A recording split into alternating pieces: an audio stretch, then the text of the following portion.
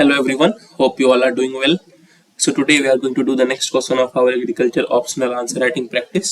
जो हमारी agriculture optional answer writing practice series चल रही है उसका next question आज हम लोग करने वाले हैं. And today's question is give an account of seven different pairs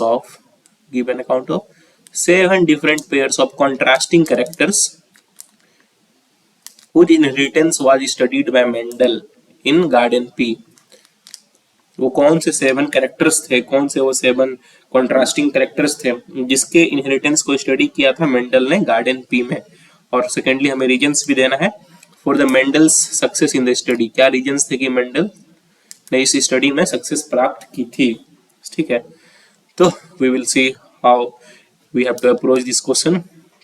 और यूपीएससी ऐसे क्वेश्चन पूछता है जितने भी लॉज ऑफ इनहेरिटेंस हैं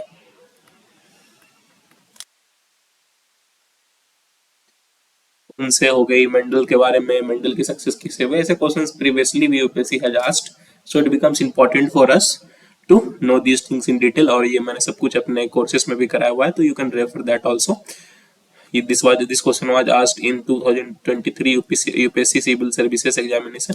जो 2023 की यूपीएससी सिविल सर्विसेज एग्जामिनेशन थी उसके एग्रीकल्चर ऑप्शनल पेपर में क्वेश्चन आया था. तो let's see how we approach this answer. कैसे इस आंसर को अप्रोच करते हैं. एक चीज आप ध्यान रखना कि कभी कभी वो गार्डन पी के जगह पाइजम सेटिवम भी लिख देंगे. That is the scientific name of garden pea, you should be knowing it.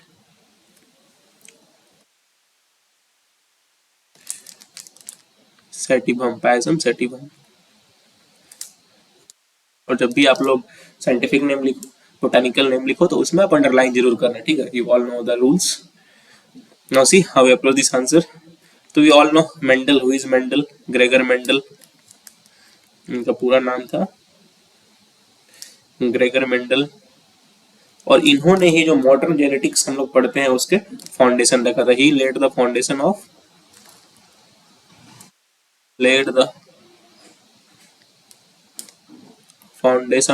Modern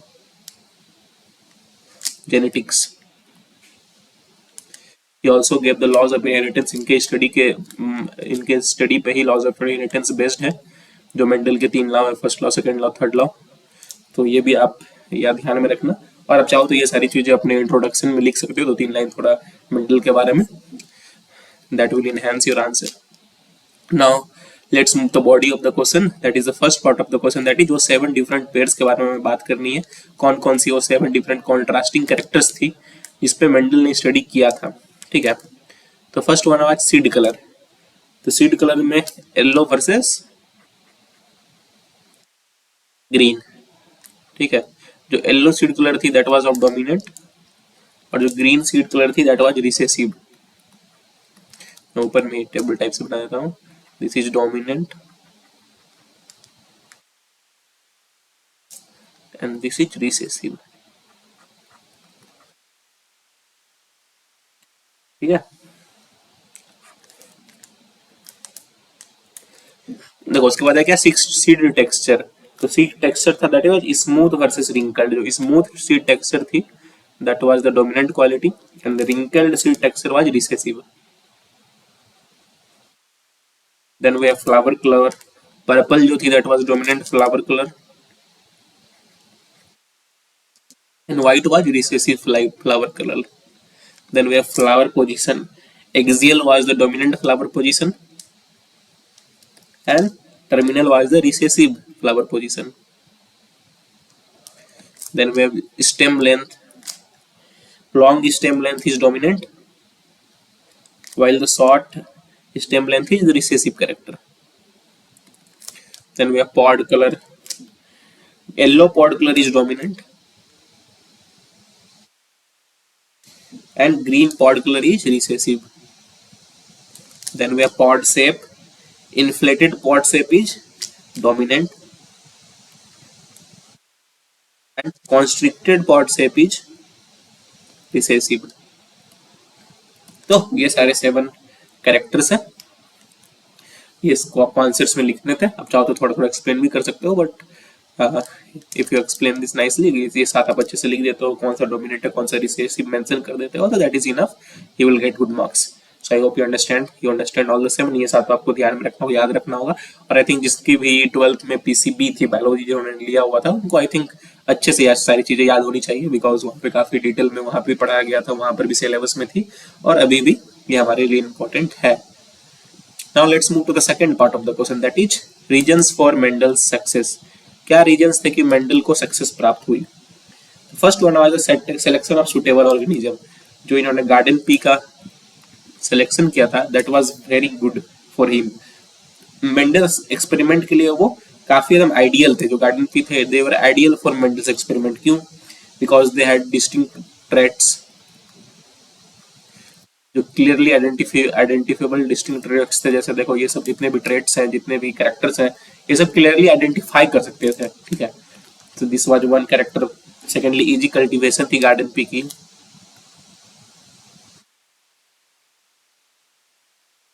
उस गार्डन पी में उन्होंने काफी अच्छे से, हम चाहे तो कंट्रोल्ड पोलिनेशन करा सकते हैं। तो इन सब रीजंस की वजह से जो उन्होंने गार्डन पी सेलेक्ट किया, ठीक है, so that become a very good advantage for him, जिसकी वजह से उनका ये एक्सपेरिमेंट सक्सेसफुल हुआ। Second was purity of parental lines. जो पेरेंटल लाइंस की प्योरिटी थी, उन्होंने काफी उनको मेंटेन करके रखा। The parents used were true breeding for specific traits. True breeding parents को उन्होंने यूज किया था फॉर स्पेसिफिक ट्रेड्स। तो इससे क्या हुआ, जब उन्होंने ट्रू ब्रीडिंग पेरेंट्स का यूज किया तो इससे वेरिएबिलिटी काफी कम हो गई। जो भी हमारे ऑफस्प्रिंग्स थे उसमें कम वेरिएशन देखने को मिला। Variability was very low. ठीक है, reducing the variability of the offspring due to the use of true breeding parents. There was large sample size, thousand of plants को उन्होंने यूज किया था, यूज थाउजेंड्स ऑफ प्लांट्स, और उससे उन्हें एक रॉबस्ट स्टैटिकल डाटा मिला। So he got a robust statistical data. Statics की काफी अच्छी नॉलेज भी थी इन्हें, वो भी इनके काफी हेल्पफुल में था। और जो ये अच्छा स्टैटिस्टिकल डाटा मिला उन्हें, उनकी भी काफी इनको यूज हुई। ठीक है, secondly isolation of process. Process को काफी आइसोलेट करके इन्होंने रखा था, कंट्रोल्ड प्रोसेस इन्होंने काफी कराया था। और you can say controlled pollination. ठीक है, जितने भी अनवांटेड पॉलिनेशन थे, अनइंटेंटेड पॉलिनेशन थे, उनको इन्होंने प्रिवेंट किया था। Nicely prevented the अनइंटेंटेड pollination. सारा कुछ को इन्होंने कंट्रोल में करके अच्छे से कराया था, जिसकी वजह से जो भी रीजन्स थे, जो भी प्रॉब्लम्स होने के चांसेस थे, वो सारे कुछ नहीं हुए ड्यू टू क्रॉस पॉलिनेशन। या फिर जो मतलब क्रॉस पॉलिनेशन नहीं, जो भी अनइंटेंडेड क्रॉसेस थे वो सारे नहीं, अनवांटेड क्रॉसेस नहीं हुए। मैथमेटिकल एनालिसिस काफी अच्छा इन्होंने किया, he was a great mathematician. और जिन्होंने इसमें क्वांटिटेटिव एनालिसिस का यूज किया था, उससे इनकी प्रोबेबिलिटी और स्टैटिक्स से काफी अच्छा रिजल्ट इनको मिला। ठीक है, he was a great mathematician और उससे इनको काफी अच्छा रिजल्ट मिला। इन्होंने स्टैटिक्स का काफी अच्छा यूज किया, क्वांटिटेटिव एनालिसिस का काफी अच्छा यूज किया। So he get a great result here due to these reasons. और ये सारी वो रीजन है जो इंपॉर्टेंट रीजन है, जिस वजह से मेंडल को सक्सेस मिली। तो I hope you understand this things. जो भी पेयर्स थे, कॉन्ट्रास्टिंग पेयर्स थे, साथ वो आप समझ गए होंगे, और जो रीजन्स थे वो भी आपको अच्छे से समझ में आ गया हो। So that is all for today. Please do like, please do share and please do subscribe. It takes a lot of hard work to make such videos for you. ऐसे वीडियोस को रेगुलर बेसिस पे आप सबको बनाने के लिए काफी hard work लगता है। और अगर आप लाइक करते हो, शेयर करते हो, सब्सक्राइब करते हो, तो काफी मोटिवेशन मिलता है हमें कि हम और भी ऐसे वीडियोज आप सबके लिए बना पाए। सो that is all for today. Have a nice day. Thank you.